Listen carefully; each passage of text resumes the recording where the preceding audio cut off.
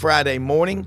A lot to talk about. Brenden Martin, executive producer, making a lot of magic happen. Shaking that coffee cup. I'm waiting for mine. DoorDash, that's right.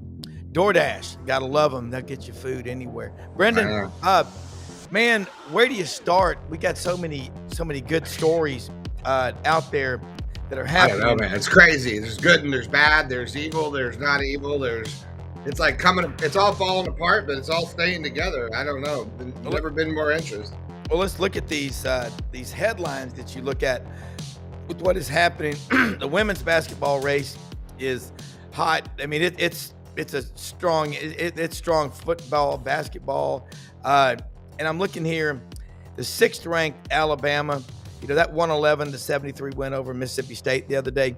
22 3-pointers. That is hard to. I don't think it's ever happened before.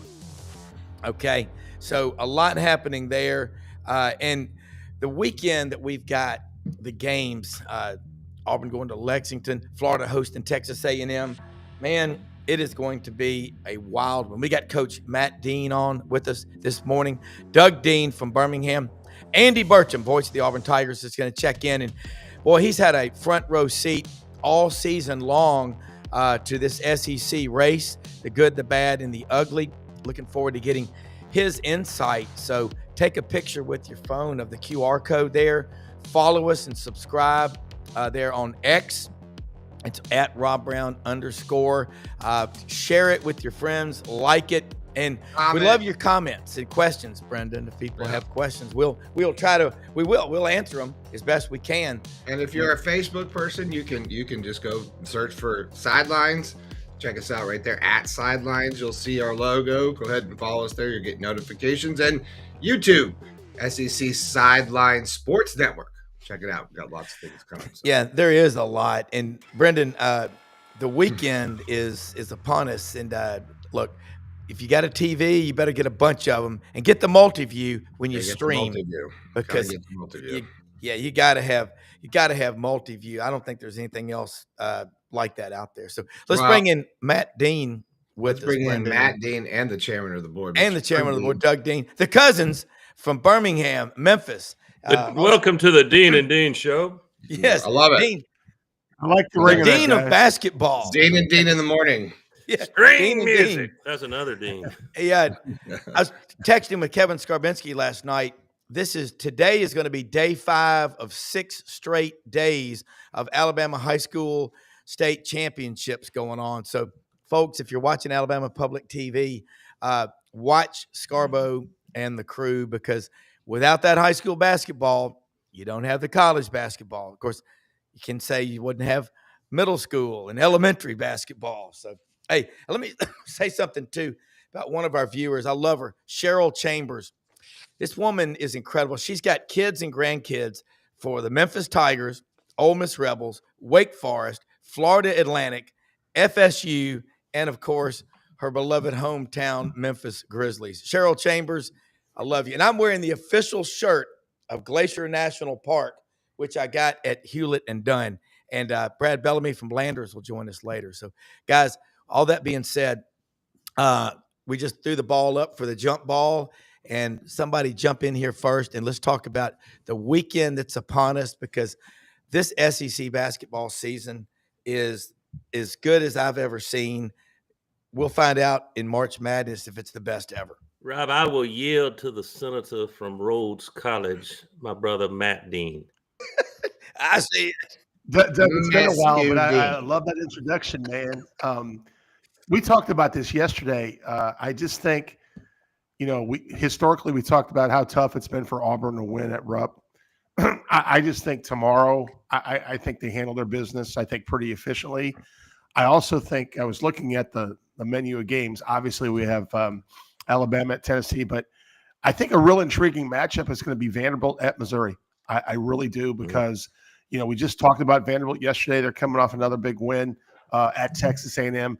Missouri at home, guys, has been tremendous. So really looking forward to those 3 games. But I think Auburn takes care of business. And I think, would that give them a share if they win tomorrow, or am I mistaken? At least a share. Myself? Worst case is share. And, of course, Alabama's got to go to Knoxville. No, I think Alabama loses at Tennessee, and I think Auburn wins at Kentucky. That's my man. I'm a great take, Matt. And sometimes we as fans, when I don't blame Big Blue for bragging, they've earned it with that Auburn not having any luck or not having any success. You don't win with luck normally, unless it's a full-length court buzzer beater. There's some luck in that. And bless the hearts of the Maryland, fear the turtle, Maryland, 3 straight games. They got beat by buzzer beaters, but I digress. Wow. There's a reason. Don't overthink it, fans, especially Auburn fans. Why has Auburn lost so much at Rupp since '88? Because Kentucky's been great. And until Bruce Pearl, about 5 years in, Auburn has mostly sucked. There's your calculus. It would not be that surprising in this vicious best in history, certainly for the SEC. And you hear guys like Jay Billis, for heaven's sake, who likes to say "Go Blue Devils," but he's very fair. I love Billis' work. They're talking about this Auburn team. Let me back up. This SEC league is the strongest conference in the history of modern era basketball. So by definition, if you buy that argument, then you've got to say Auburn is in the conversation with the most dominant basketball teams in the modern era. That might be going too far. For all I know, Duke is the best team in the country. But how would we know when they're playing the 52nd ranked Ken Pom strength of schedule? That's not Duke's fault. Well, the tournament will answer that for us. But I think this Auburn team, whereas most teams, most normal human beings sitting 26-2, is that the record, Rob? Yep. And not having lost a single game on the road in the SEC would start wilting. They would start tightening up. Let's just not mess this up. What I saw the other night, and it was the kind of game I was hoping for. You take any kind of win in this SEC. I was hoping Auburn would start looking dominant again in all phases. They didn't play a perfect game.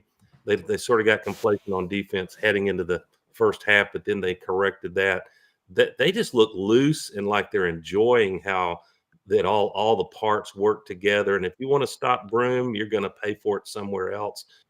So I think Kentucky can score in bunches, but so can Auburn. And the difference is Kentucky does not, so far, that could change tomorrow.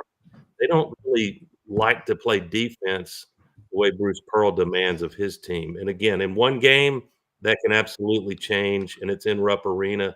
But I think Auburn wins a tight one there, and it'll be fun to watch. Yeah, Matt Dean, along the line of what he just said about defense, as a coach, every day in practice, how much time did you typically spend on defense and trying to teach people to, hey, let's run them off the 3-point line, and also just basic fundamentals? Because these games, as you get deeper into the season, come down to the free throw line way more often than you realize. Yeah. The answer is a lot. And Doug, you're spot on with everything you said. I will say this. From a half-court perspective, we also always worked on 4-on-4, 3-on-3. You're talking about shell and help side, and you're talking about help and recover on 3-on-3. The thing that, you always you have a portion of practice. We did on ball screen defense, how we're going to attack the ball screen. But the thing that's tough when you prepare for a team like Auburn, and I would put Alabama in the same breath, is transition defense and how you recover and how fast they play the game. You can do a lot of things in half court, technique-wise, teaching point-wise, to talk about a half-court game. But the beauty of Auburn is, guys, I think they can play extremely fast. I think they can slow the tempo down, and they're effective because they're inside out.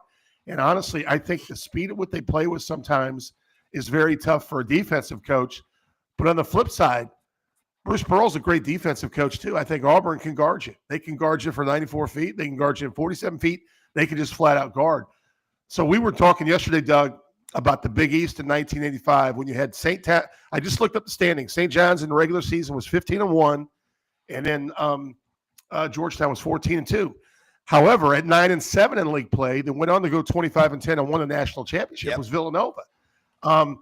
And even in that league, you had Syracuse and Villanova at 9-7. I think Pittsburgh was 8-8. But the problem is, look at the SEC right now. I just mentioned Vanderbilt and Missouri. I mean, the depth of the SEC, we're talking, last I heard, Doug, probably right now 12 teams in the NCAA tournament, plus or minus one. You don't even have to be 500 in the league to make the show. No. And you can make an argument that one of the most intriguing teams in the country right now, I think, is Arkansas. After an 0-5 start, they're 6-4 in their last 10 SEC games.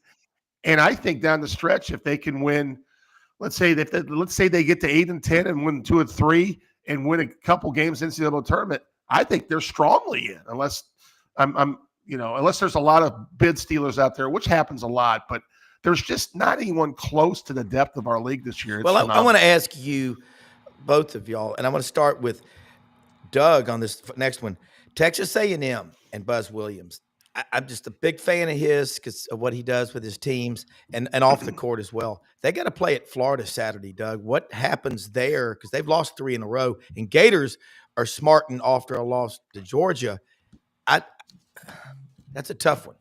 Bruce has Matt's opinion on that too, but I am a big Buzz fan, and he earned it in a bunch of ways. But he has been over the years, he has been a problem for Bruce Pearl.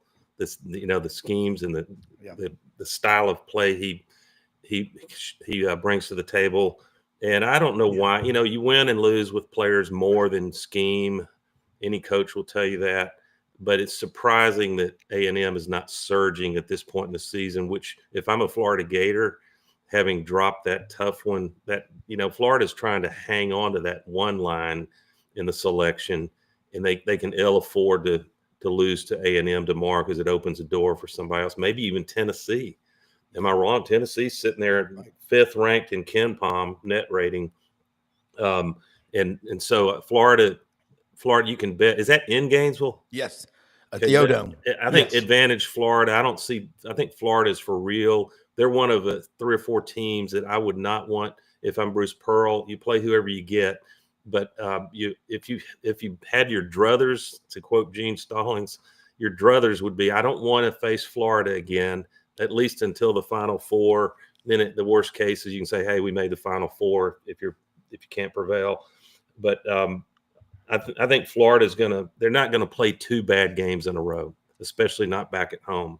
Yeah. So I like Florida in that one, which only makes Texas A&M, Rob, more dangerous when Auburn has to go there Tuesday night. By the way, small subplot, but it could matter late season.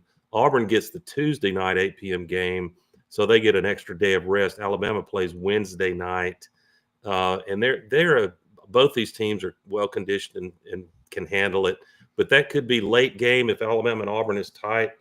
You could see that, just a smidge of a little more fatigue that Alabama's having to battle through when that March 8th game comes around. Yeah, and along the line of what Doug just said, you still got that March 8th game, the rematch of the IBOB. But Matt, Buzz Williams losing 3 in a row, he's desperate, but Florida's desperate for the 1 seed. How do you coach this one? Well, I just looked at the schedule of those 3 losses. It doesn't surprise me, guys, that Tennessee went in there and won on the road because defense travels. But I just think what was really curious to me was them losing at home to Vanderbilt. Now, I know we just talked about Vanderbilt, but this league is so tough, guys. So, I really think Buzz's teams they're in a silo. They don't listen to the outside. They're in Buzz's world, and they cover all 3 elements I talked about. They can defend you in transition. They can defend you in the half court, and they're also very tough and physical when they get to the glass. So I really not, even if they lose a 4th in a row to Florida, I think it's more about how they play, in my opinion. Do they contest for 40? I mean, do they make it a 40-minute game? If they go in there and get smacked, which I do not expect, I think it to be a tight game, then I'd be a little concerned. But we talked, Doug, yesterday about it's such a grueling, long conference season. You're going to have these lulls. And at the end of the day, Buzz is just back in the lab right now trying to get his team on the right trajectory as they head in the SEC tournament. And I do think it's interesting that now Tennessee has kind of creeped into the one-line discussion with their recent play, and they had a huge win at Texas A&M. If they finish strong and Alabama loses 2 out of the 3, which I don't know how it's going to play out. I mean, I could also see, besides Auburn, 3 SEC teams, with Florida, Alabama, and Tennessee all in contention for the one line. And then also Duke and Houston are contention for the one line. That's my pool of one line seating as we go into a week before selection Sunday. And I could be missing someone. Well, what I hope, and I'm completely partisan here on behalf of the SEC, but if we were in court, if we were in court, Your Honor, if the court would stipulate the following evidence, that means you agree to it, that the SEC is the far and away. There's some other great teams, Duke, Texas Tech, Houston. Houston's scary, but they are. And even, you could see someone like Michigan State or Wisconsin, Texas Tech get hot in the tournament. We know that. Everybody knows that. And there could be a team we haven't talked about. Was it a few years ago? FAU and some of these alphabet schools got hot. St. John's. I don't think this is one of those years. Of course, you're listening to a guy who's usually on the weekend one. My bracket is in smithereens, but right now, I just think the SEC has to get 3 teams. They can decide which 3. I think Auburn is there. Auburn could lose 2 of these 3, maybe all 3, and still make the 1 seed. They just wouldn't be overall number 1 seed. Duke probably would, depending on tournaments and if they even give a crap about the tournament. They didn't a year ago. So I think the reason selfishly, Alabama, Auburn, Florida, possibly Tennessee fans should want 3 1 seeds. We're not going to get 4. They're going to give Duke a 1 seed. Yeah. We should want 3 because it avoids unfairly one of these great SEC teams from having to get eliminated because we play each other in the same regional. Yeah, let me say something real quick about Winter Timber Outdoors, one of our sponsors. Love them. Athens, Alabama, growing all over the Southeastern Conference footprint. They are building a store right now in Auburn, and they're looking at other SEC locations, and something soon hopefully will be announced in the Memphis market. It's turkey season, Doug. You know it. Still rabbit season. I'm going tomorrow morning.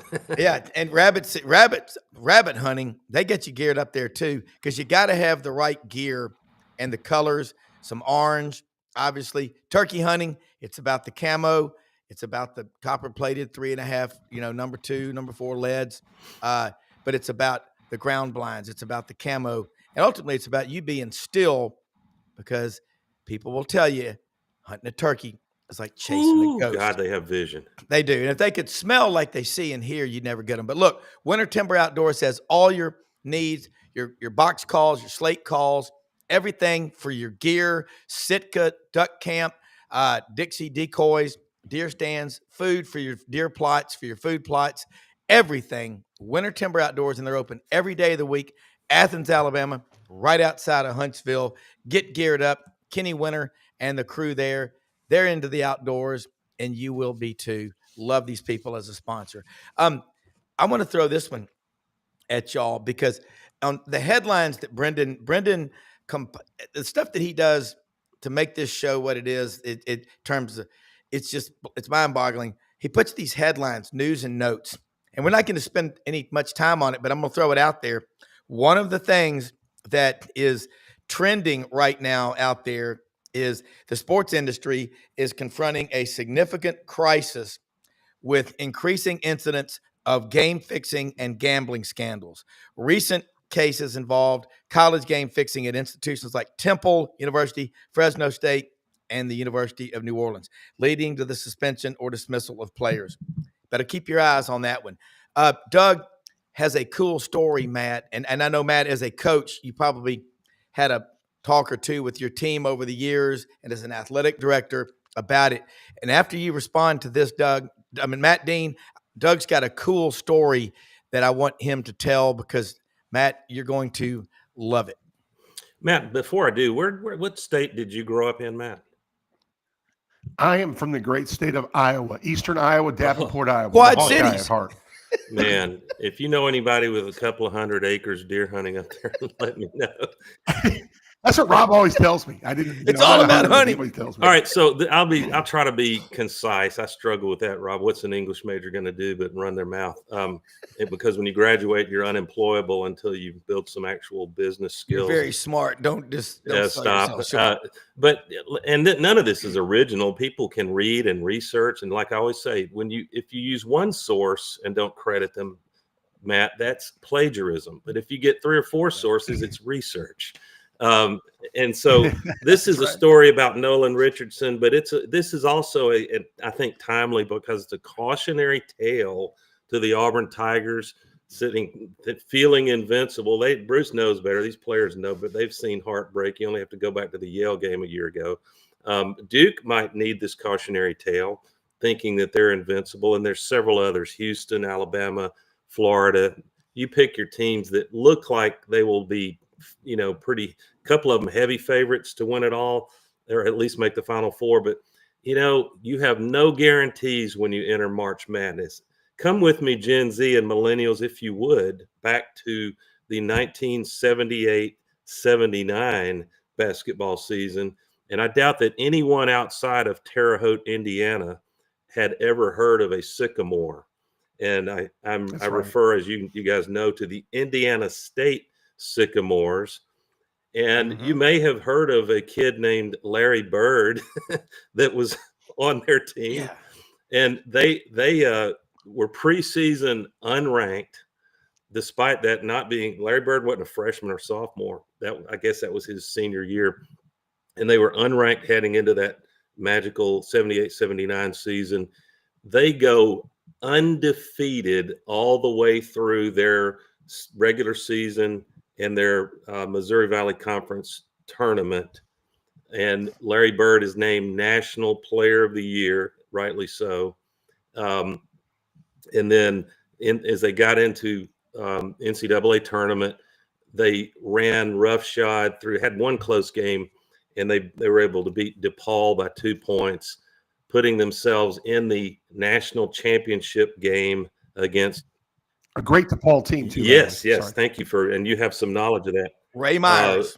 Great. And that DePaul team could have been worthy of winning it all. But they go against a very good, but a Michigan State team that had 6 losses.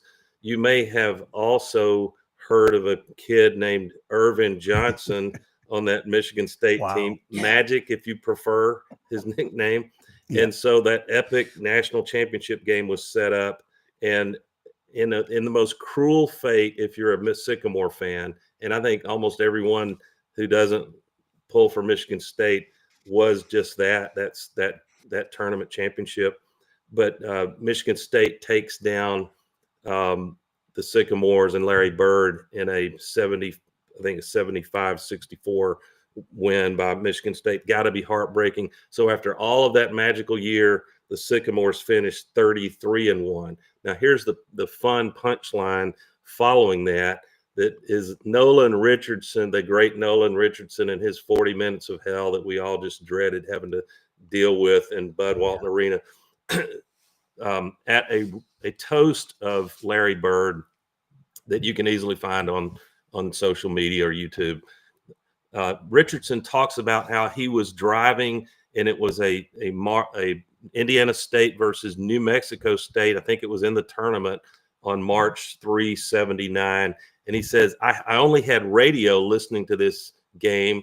And Richardson had gone to UTEP, which was just up the road in El Paso from New Mexico State. He was pulling for Indiana State because he wanted New Mexico State to lose. We know how that goes. And he says, I'm listening to the radio, and I have no clue about the players on either team. And I keep hearing the announcer saying, Bird just moves to the right and scores, and Bird scored again. And look at that pass Bird just made, and Bird this and Bird that. And Richardson tells the audience, who the hell is this Bird guy? And he goes on. I'd never heard of him. He goes on, and the game finishes, and Indiana State prevails.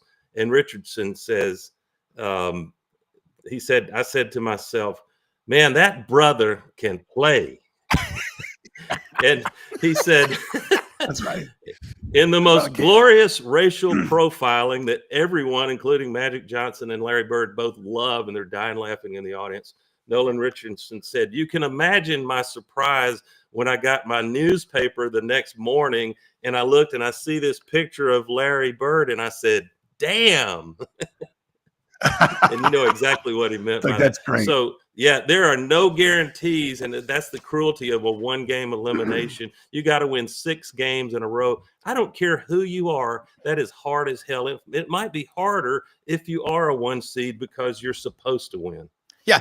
Now, listen, right. I want to say something. See this cup I'm holding up, Bim Bam Burgers and Breakfast.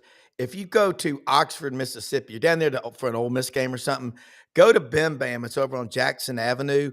It's a friend of mine, Erica, and Brenda's daughter, Barnwood Brenda. She's the one who makes the SEC map for me and all this cool Barnwood furniture. Bim Bam has a breakfast that Jethro Bodine would not be able to finish. Bacon, eggs, country ham, grits, hash browns, Mama's cat head biscuits, which are absolutely unbelievable.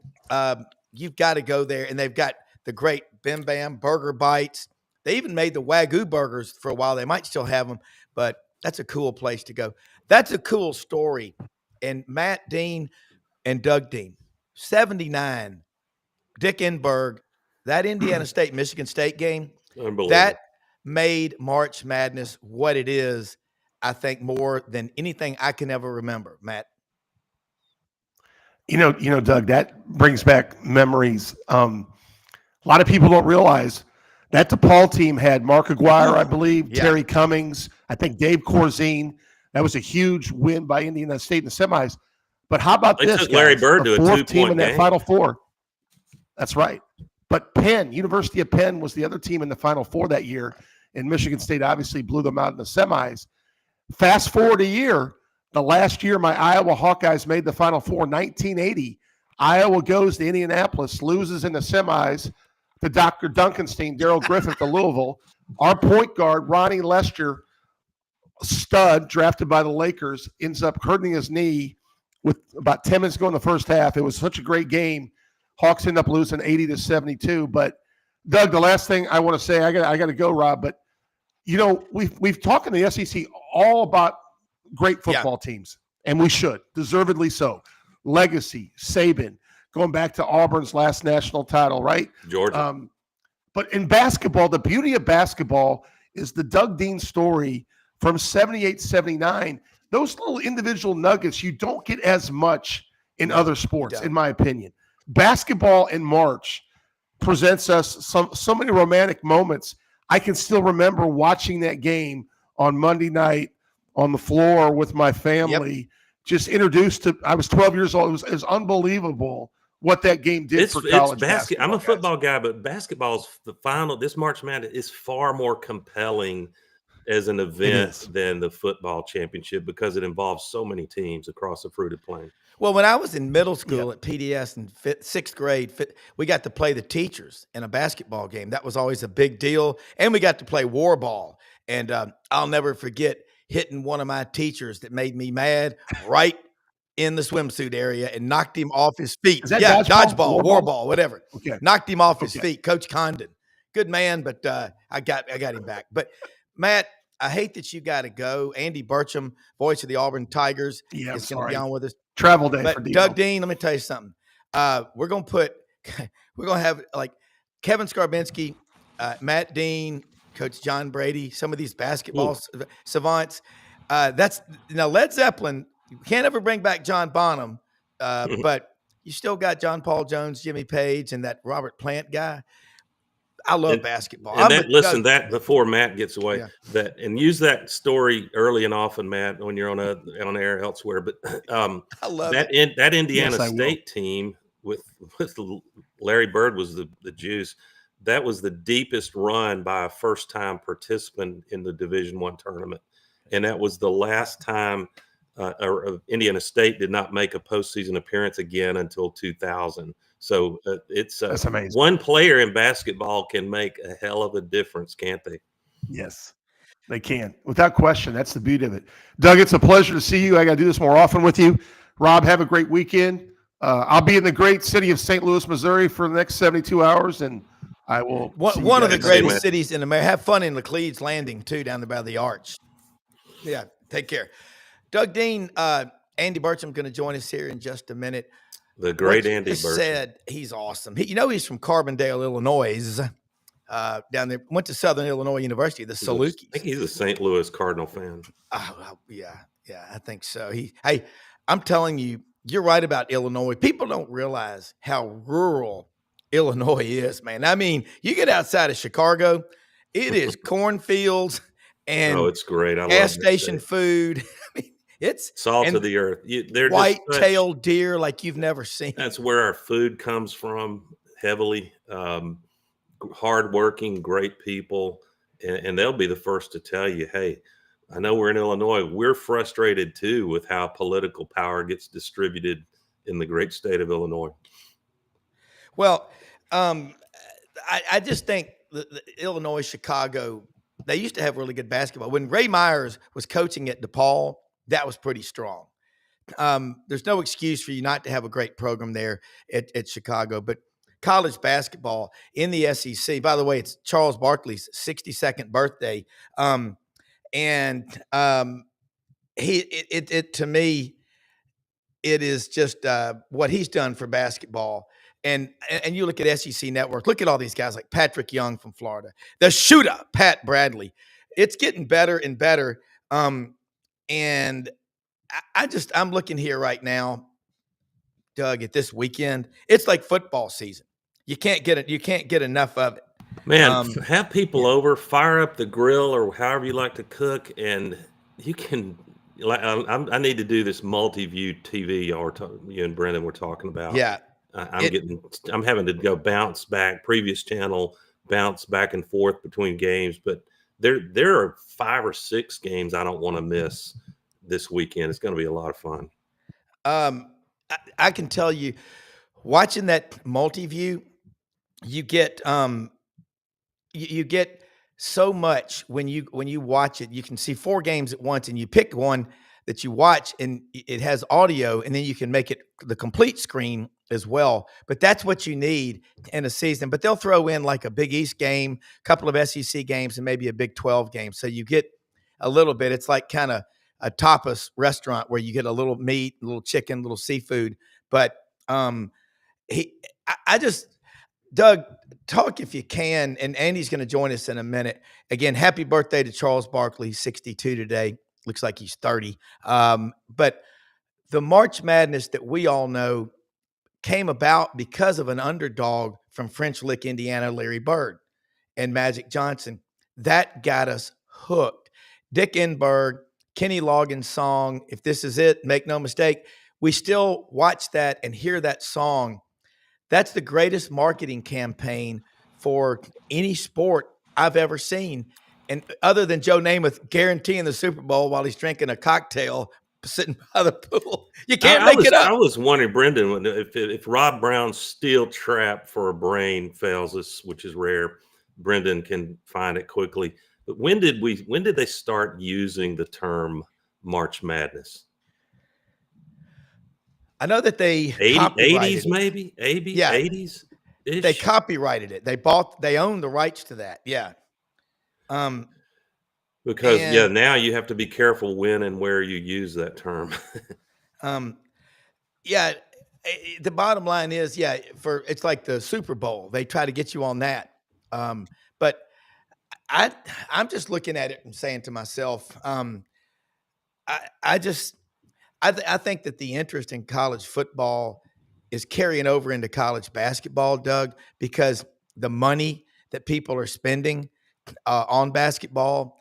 And I think with these NIL collectives, you're starting to get more of a grassroots populist fan base going, hey, I'm giving $25 or $50 a month. I'm going to go watch my investment play. I think, and you look at what's the biggest – look at the numbers on TV for college basketball. I mean, they're not as big as football. I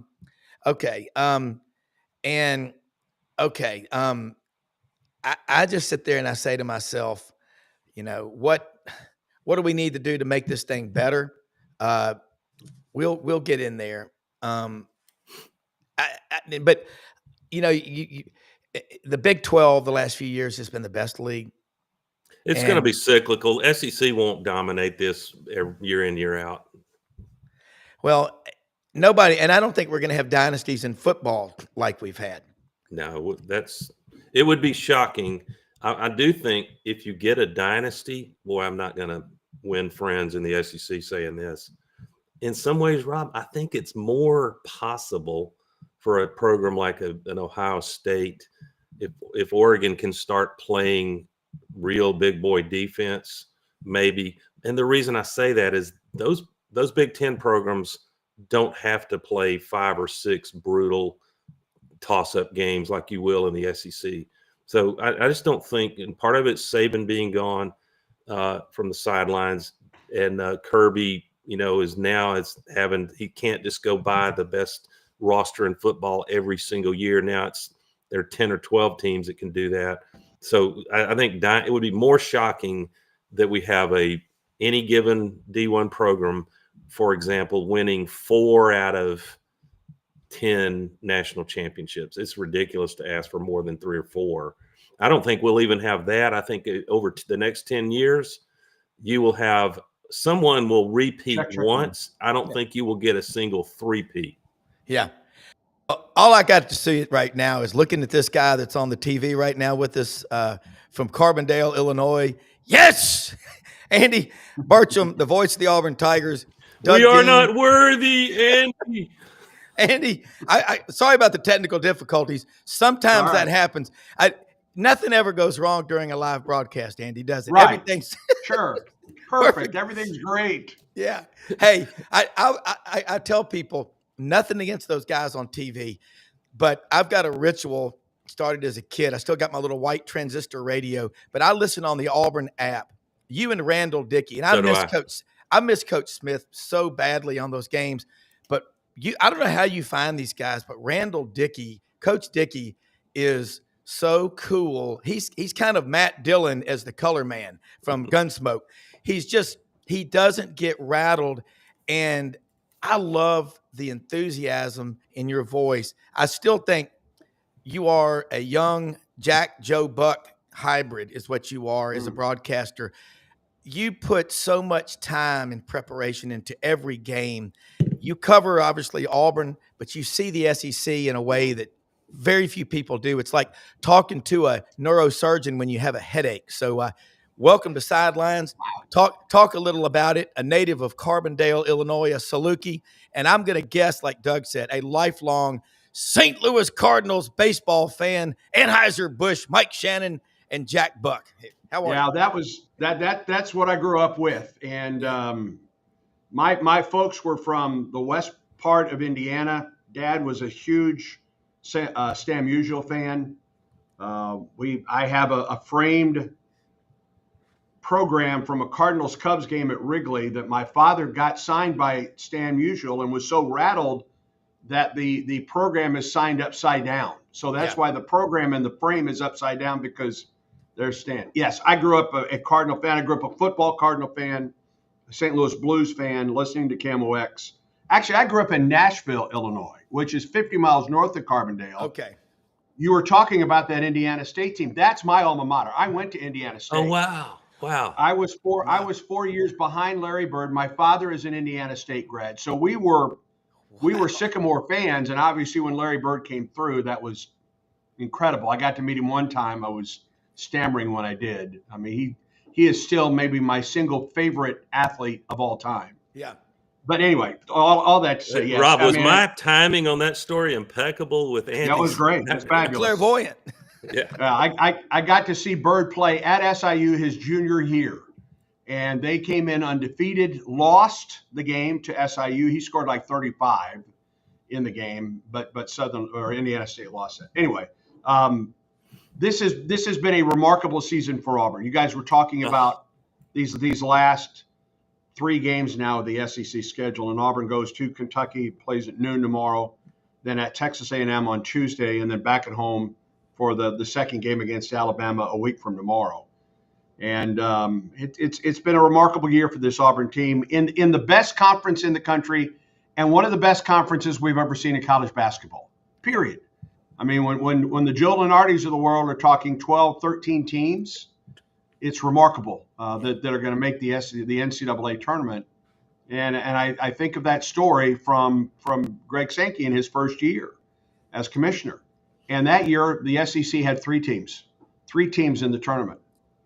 And he knew at that point that the league has to get better. And they have taken the steps, and they have hired folks from an SEC standpoint. The coaches in this league right now are remarkable.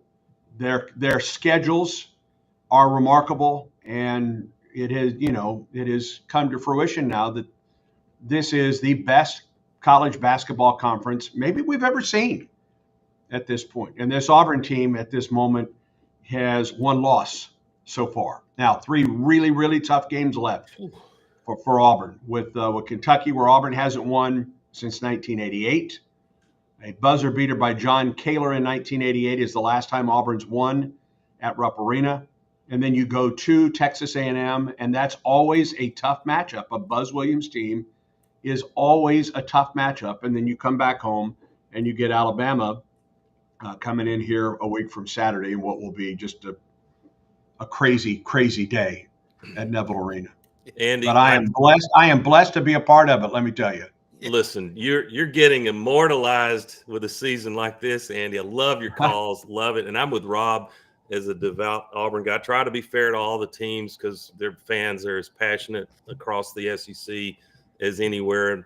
But when you're having a magical year like this, I pull the Auburn app up, and the only thing I'm having to calibrate and tweak a little is there's usually an annoying 3 to 5 second gap between you guys. And so sometimes I will actually pause. Pro tip here, listeners, I'll pause the TV if it's ahead by 3 seconds and then get y'all synced up, and it's just beautiful. Talk about this team. What I saw the other night, I really wanted you take any win at this point in the SEC, and there's not an ugly win as good as the league is.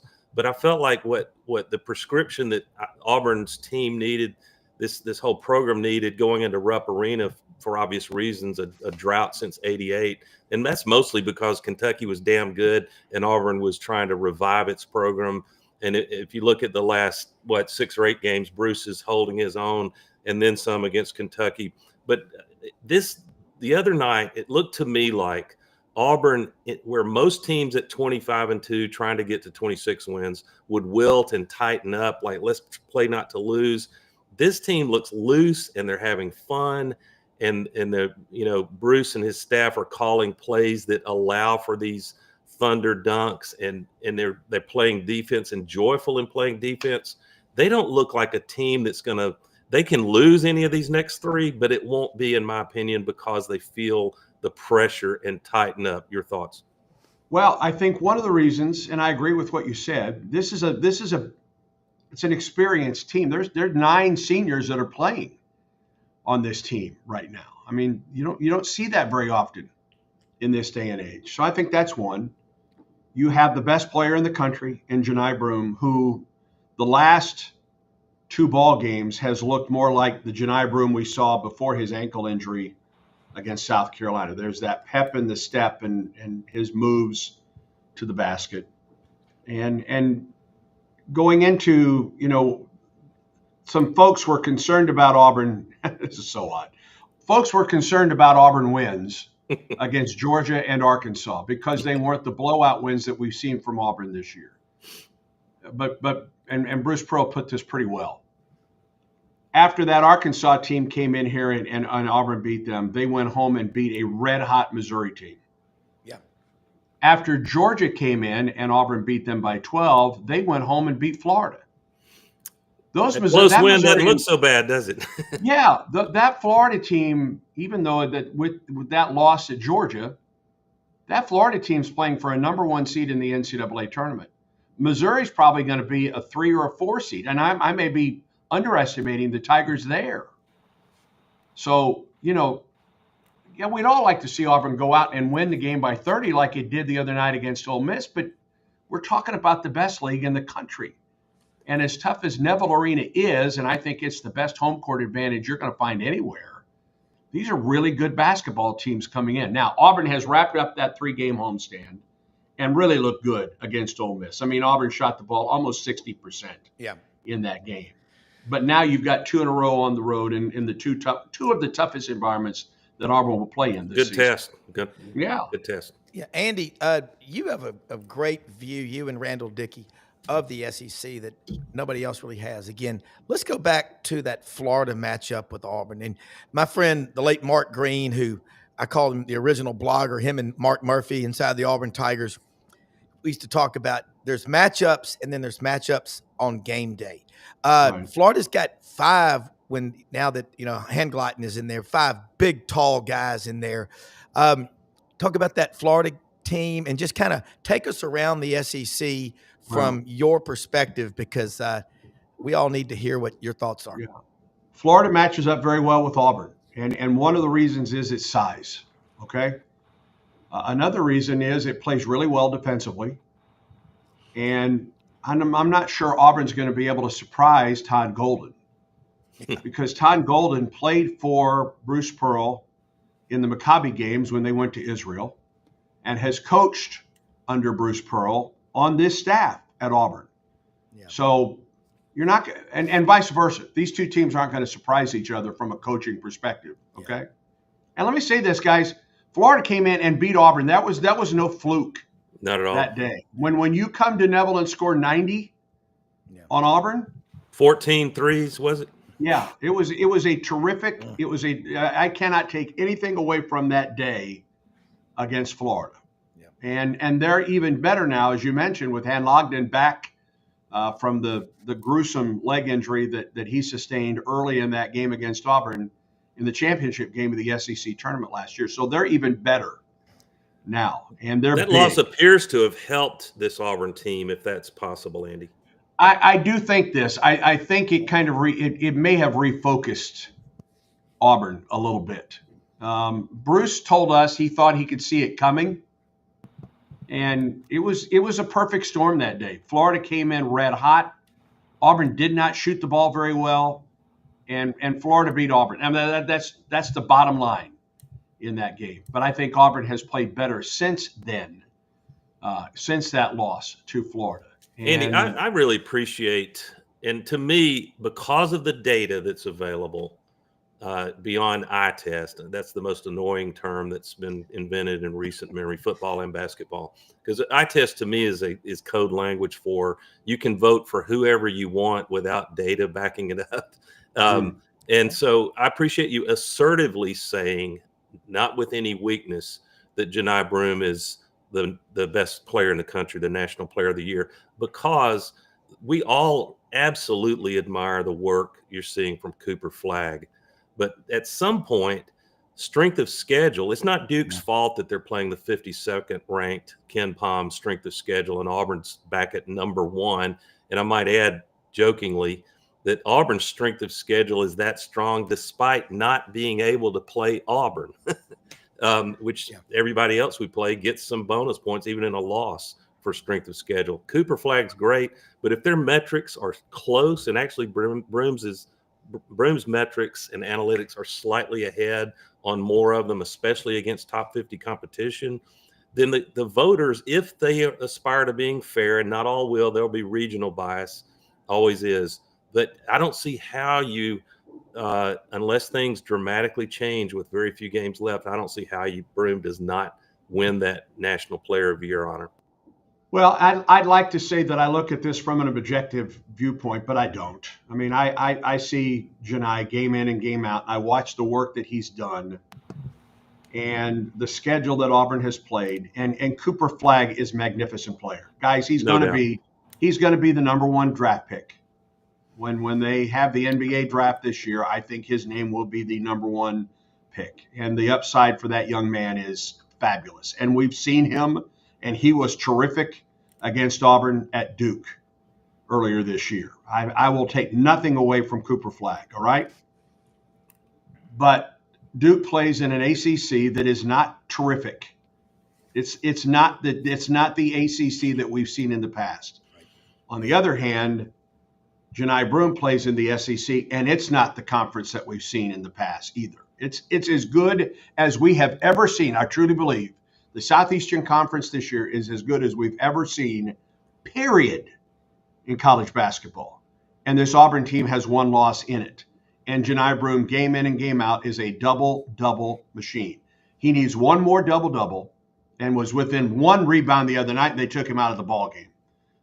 Didn't put him back in to get the rebound for a double-double. He's one rebound away from tying the Auburn school record for 18 double-doubles in a season for Mike Mitchell back in the mid-'70s. All right? Wow. That's how long that record has stood at Auburn, and he's going to get it in one of these last 3 regular season games, or the SEC tournament or the NCAA tournament. I was watching you guys prior to coming on, and you mentioned the Yale game a year ago. Yeah. Let me tell you what, guys, that Yale, I mean, I was watching game day when Auburn went to Alabama, and I'm guessing that it was an Alabama fan had a Yale flag right behind the game day guys. They would never do that, Andy. You gotta love them. You know what though, guys? I'm glad they did. Yeah. I'm glad they did, because that's a reminder of what can happen to you in an NCAA tournament. Because Auburn goes into that red hot after winning the SEC tournament and goes all the way to Spokane, Washington. And, you're talking about, well, I mean, guys, we had packed for those 2 games and to go to Boston for the Sweet 16. We were not coming back to Auburn. All right. I've never packed as much. And I went to Italy this summer. I've never packed as much as I did for that. And we were there for 1 game. And I'm telling you, that Yale game is referred to by Bruce Pearl all the time with this team. Yeah, if I'm not mistaken, forget rival fans, they're going to do what they do. The Auburn people are the same, but Bruce had that reminder in the locker room heading into this season. Yes, and that's tricky. It can sort of work on you and be something that weighs. I think Bruce was smart, and it lit a fire with this team. Don't let important games have a margin of error being single digit deep into the second period. Andy, I do think that this is a much different team this year than that team. They're not mentally fragile. Was a year ago. And you know what else? We don't turn the ball over. I'm not going to name any former Auburn players from a year ago. Love them all, but this team is incredible for the most part in valuing the ball. And I've noticed Bruce talks about shot selection. There are moments where you don't want to drive it into the paint in the trees and increase your risk of a turnover. That Pettiford dagger late in the Alabama game comes to mind. Oh, shoot. Nobody under the basket. It was higher percentage to go ahead and take a 3 if you're Pettiford than to try to drive it and lose the ball. Back to your turnovers. The last 2 ball games, Auburn's had 8 turnovers a game. And Ole Miss turns everybody over more than anybody else in this league. And Auburn had 8 against the Rebels. And Broome, double doubles don't include assists normally, but what I'm more and more admiring, and you can bet NBA scouts are, is his vision and passing the ball is unbelievable, and it's leading to some important assists that usually end in a score. He leads Auburn in assists. Yeah. Auburn's 6'11" 4 guy is the team leader in assists and blocks and rebounds and points. That pass, Baker Mazzara lobs it to Broome, draws the defense. He lobs it to Cardwell. That's just got to frustrate opponents. Could you imagine if Joe Dean was broadcasting SEC basketball right now? Which Joe Dean? Which Joe Dean? The father or the son? Joe Dean Sr. The big guy. Okay. Yeah. All right. But Buddy Martin just sent me a picture, and I'll blow it up here.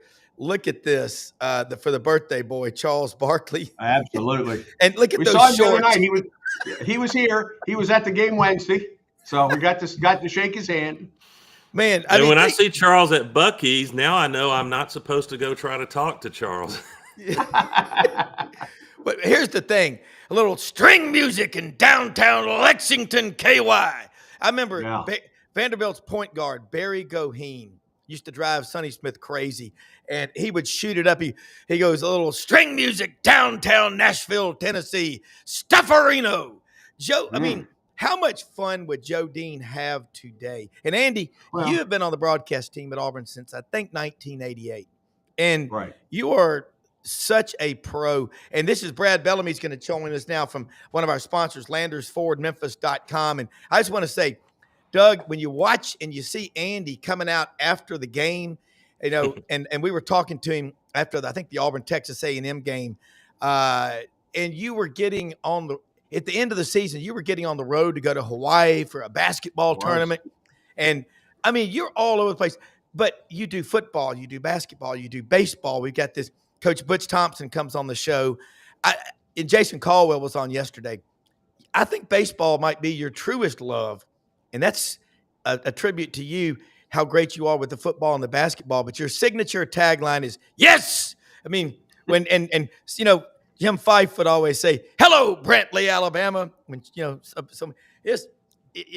there's nothing better.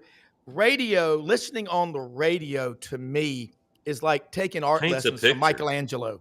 TV doesn't have to paint a picture, do they? The guys that I listened to growing up, when I knew at that point that this is what I wanted to do for a living, I was 6, and the Cardinals won the World Series in 1967, and my dad brought home the album of the highlights of that season, and I'm listening to Harry Carey and Jack Buck. That's 2 pretty good ones, you know what? Completely sober. And Dan Kelly was doing the St. Louis Blues games. I mean, we're talking 3 of the all-time great voices ever, and those are the 3 that I listened to growing up. And so that's and I've worked with other people in Carbondale. Rob, you mentioned I worked with Mike Reese, who was the legendary voice at SIU Carbondale for 42 years. Wow. And I learned more radio from him than anyone that I've ever worked with. So I've been very fortunate. I've been blessed to learn from and listen to some of the all-time greats. Well, and it shows, but you have your own unique style. I can tell you that you have an excitement and a richness and authentic voice that's wow, it's powerful. Brad Bellamy. Andy, before we pitch to Brad, hey Brad, how are you? I need a favor, Andy, if you can work this through your channels. Can we get any crew other than Pat Adams' crew to? I know you can't answer that question, but it's not that I want to whine about calls. I have zero input in that, and that's probably a good thing. I know that. I totally know. But I just want the game to finish inside of 3 hours with all these reviews late game. Brad, how are you? Man, it would help if ESPN would remember that you're not going to get through a game in 2 hours either. Yeah. Brad Bellamy, LandersFordMemphis.com, one of our sponsors. We're so proud to be associated with y'all. Tell folks real quick what's going on out there at Landers. It's beautiful today. Birds are singing. Tomorrow is March 1st. March Madness is already underway. Man, birds are singing. Deals are happening, Rob. Ready to take care of anybody and everybody, man. Up to $14,000 off. It's truck month. Talked about it the last couple of weeks. Not just that, guys, but it's truck month on Lightning too. The Ford Power Promise gets you an EV charger for your house, including standard installation, plus 0 for 72, and big rebates and discounts, and the tax rebate too that exists on Lightning. So up to $14,000 off F-150 and Lightning. And man, we got good deals on Bronco. We talked a lot about Bronco. Yeah. Still waiting for our producer to come up to Memphis and pick his out. That's right. But eventually it's going to happen. I have full faith and confidence that that's one. And don't forget, we'll give you that $500 extra discount for being a listener of the show. Just bring it on and tell us about it. So, Rob, it was great to meet your wife finally last week. So thanks for having her stop by. Yep. We loved it. It worked out well, too, because those cookies became a nice little present for my daughter after her play of Andy Jr. So thank you for helping your guys, Brad, your guys are on fire since that 1-2 game in T-Town. What are you seeing? I mean, last week we talked a little bit about it and, talked about Arkansas too and what they needed to do. And I think they're probably going to play themselves in after a couple of wins. So, it's going to be an exciting March. Now it's about the time of year I start paying attention to college basketball. So, looking forward to that. But, to bring up, you guys were just talking about it, but, I think one of the things I don't know how you put it back in the box, but man, the end of college basketball games are awful. I mean, they take forever. Brutal. You can get through a whole entire first half and what it takes to get through the last 5 minutes of a college basketball game. And the NCAA really needs to figure this out. I mean, some of these things that they're reviewing at home, we can see it pretty obviously. And it takes them 5 minutes, 8 minutes to make a decision that might not even have that. I mean, it's an 8-point game, guys. Why do we? I mean, let's go. You got 30 seconds left. And coaches are using it to get a free timeout. Yeah. I mean, it's awful. And I think, as audiences are being, giving so many different things they can watch and so many things they can see. I mean, it's so much different than the old Jefferson Pilot days where we had about 2 games to choose from. Yeah. And when you got that and everything else in the world that now is at our fingertips, they got to figure that out. Andy, along those lines, the end of the game, you and Randall Dickey, you got your producers. There's a lot going on in there. Kind of build off of what Brad just said. The last 7 seconds of the Florida-Georgia game the other night, to borrow the line from SpongeBob SquarePants, 3 days later, it took forever. And what's the limit on timeouts? I mean, it's just, Brad's right. It's in 2 hours, they need to be 2.5-hour slots. Well, I agree with that. Just because you're getting games that you can't go from one game to the other now. You're starting on one platform and then finishing on the other, and I understand that. And sometimes we get the dreaded slide. That's the one thing you don't want to hear on the radio side. All right, it's a 10-minute slide. Yeah. Or you don't know if you're going to get a slide, or there is no slide. Perfect. And we know what time the game's going to start. But one of the games we did in Hawaii, the Maui Invitational, we did about a 50-minute pregame show because the first game took forever to finish. The game that was before ours. Was it the Memphis UConn game? Because that one was. It may have been the Memphis. Yeah. I mean, so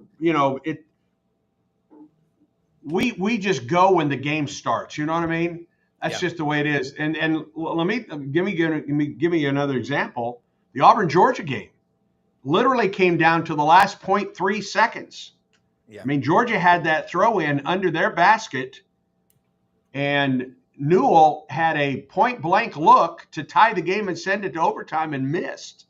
Now, some will say there's no way that could have counted because technically you can't get a pass and a shot off in 0.3 seconds. I'm telling you guys, had that thing gone, we were going to overtime that day. That crew got like 3 plays out of 1.0 seconds, Andy. Exactly. It was amazing. So the reviews add to it. But there are times when you want to see that review. You want to see if the play is correct, the call is correct or not. We're seeing it in baseball now too. We're seeing it quite a bit now in college baseball. So it's part of our game. I don't think it's going backwards either. How do you put it back in the box? I have a suggestion. I have a snarky suggestion. Paging Pat Adams. I think if you could arrange it for the TV cameras, that whenever a review is called, that the referee does not get to see his face on camera. That might reduce the number of reviews called, if you know what I mean.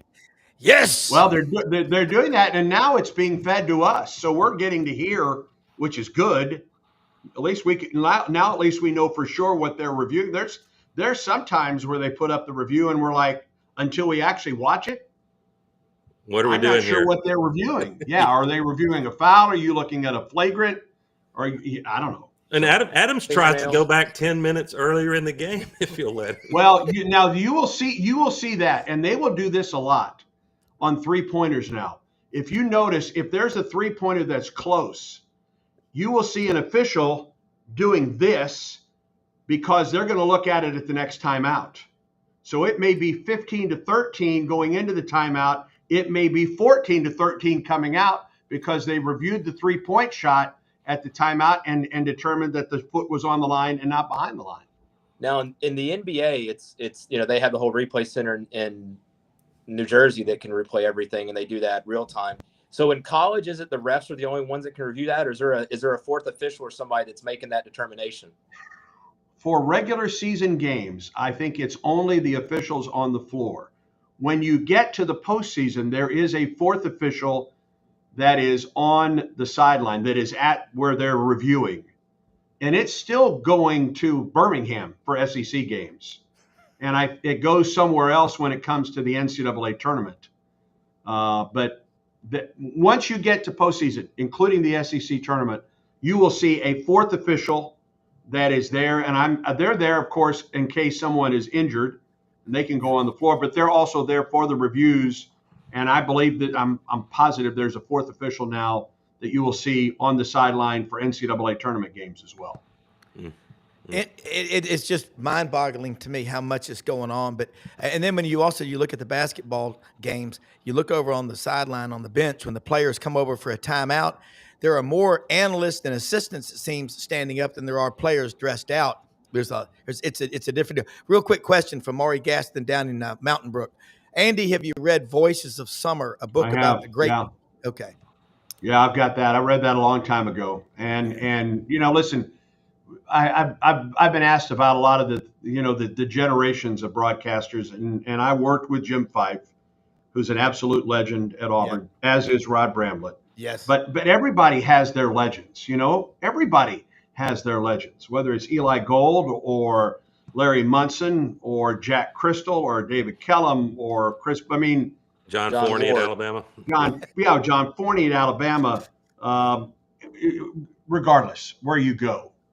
And it's fascinating to get to know some of these men and women that are legends in this sport, and the camaraderie that for the most part is there. Yeah.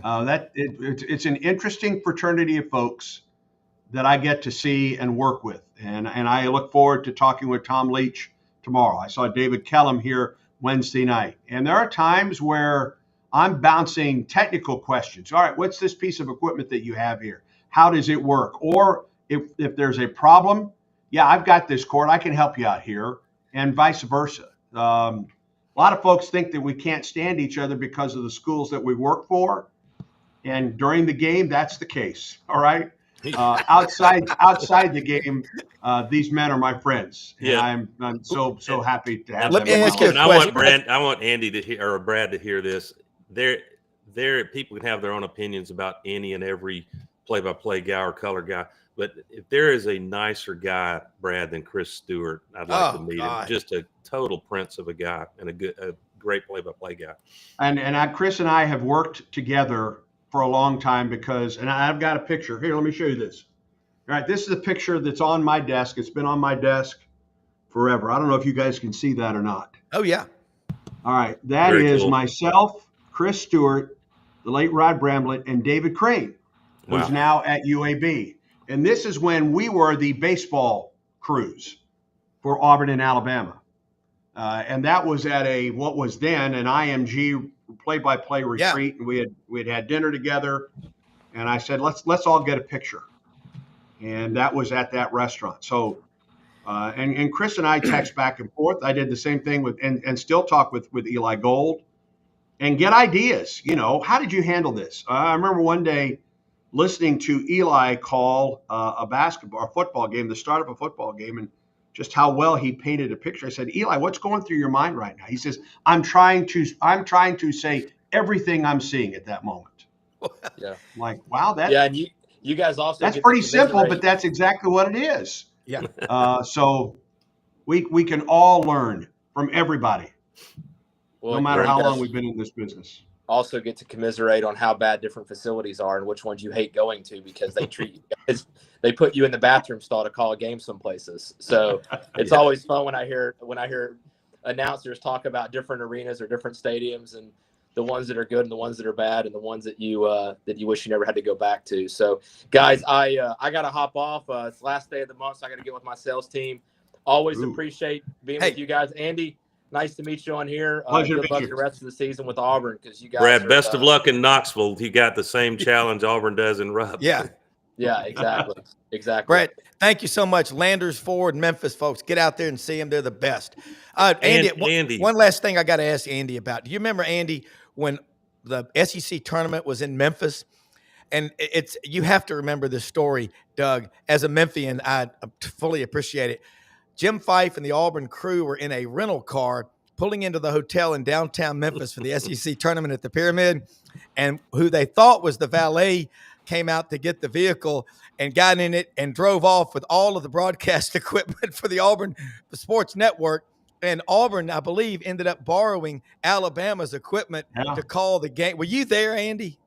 I was not there. I know this story. Larry Wilkins, who was our legendary engineer, he thought he was giving the car to the valet, and it wasn't the valet. And they found the car later just roached out, completely burned to a crisp. But now I don't know how these guys made money on the radio equipment that was inside. Wow. Yeah, they borrowed the Alabama radio equipment to do, I think, just one game. I think Auburn was in the tournament for one game. Here's an example. 1997, Rod and I are at the College World Series, and that was a year where half of the field was the SEC West, Auburn, Alabama, Mississippi State, and LSU. And Alabama's headphones went out. And so they borrowed our headphones. Fortunately, Auburn and Alabama weren't playing on the same days, so Auburn returned to the favor in 1997. And Barry Allen, who was doing the games back then, used our headphones to do the games. So there's a little cooperation.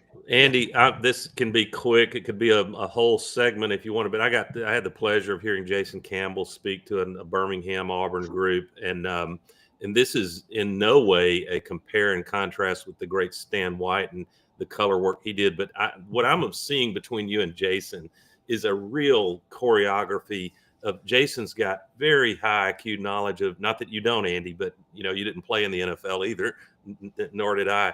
But I just really like the contrast of his IQ, but he never takes it above my 8th grade reading level when it comes to X's and O's. And are you enjoying the chemistry with Jason as much as it appears in a football game?